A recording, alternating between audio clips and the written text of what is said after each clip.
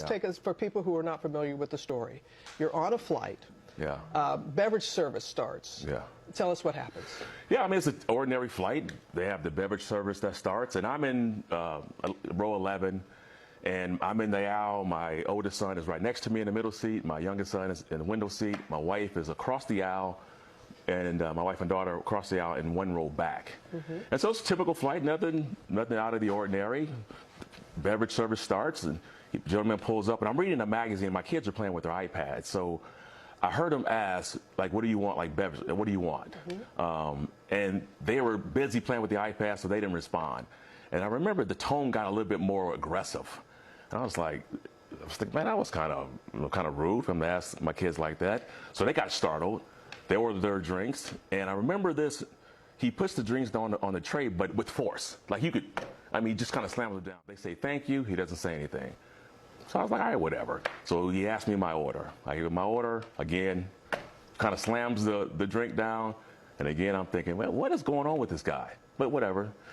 As he gives me my drink, he starts to move the cart. And my son says, excuse me, might I have some ice? And he obviously didn't hear my son ask for ice.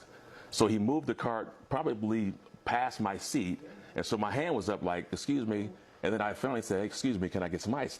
I just tapped him on the shoulder. He swings his arm back and said, don't hit me.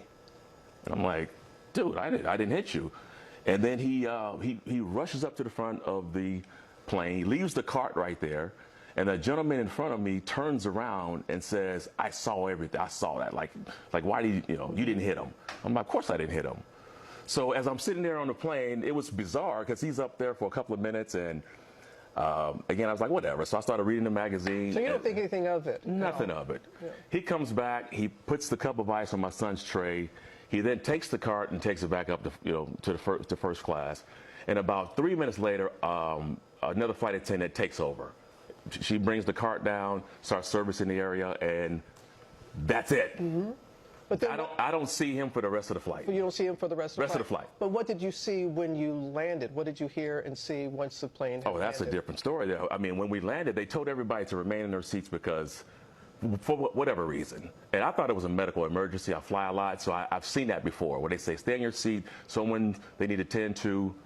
And so I've seen that before. So, again, I'm just reading a magazine, and 4 or 5 minutes pass.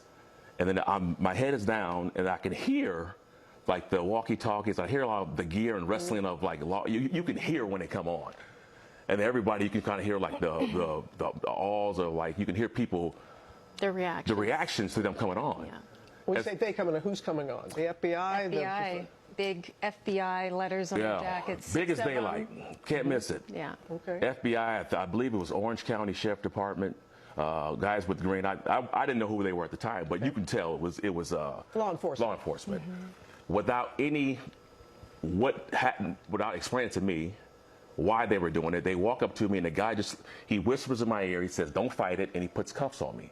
While he's still while I'm sitting down. With everybody still on the plane. Everybody's on the plane. He never introduced, acknowledged, or confirmed that it was Terrell. Or say, hey, here's why. Here's what happened. We're doing this, or nothing. Can I ask what happened? He just walked straight up to him and placed hands. And what was it like for you, Tamika, to see your husband in handcuffs? I thought it was a joke, because what else could it be? And I saw the agents come on, so of course it caught my attention like everyone else, and they just walked straight up to Terrell and just played. And so I jumped out of my seat, and I said, wait a minute, like, what's going on? And I hopped over the woman next to me, and I was kind of like, to Terrell, are you joking? Like, is this a practical, is this a prank? Like, and he just said quietly, no, it's not. And I'm looking at my sons, who are sitting right next to him, watching their dad being handcuffed. And what could we do? And I'm asking them, what is going on? Like, why are you doing this? Why?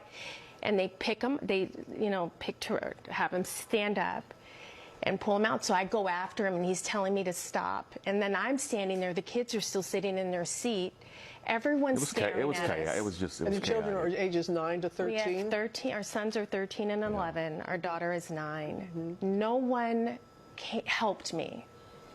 No, they came back. They asked for a jacket to drape over Terrell's wrist. I said, can we get off the plane? So I yelled to the kids, let's go. I grabbed Terrell's bag out of the overhead. Where do we go? Like, what do we do? You know, I want to go with him. No one, I mean, we were just left to fend for ourselves on a flight with everyone staring at us.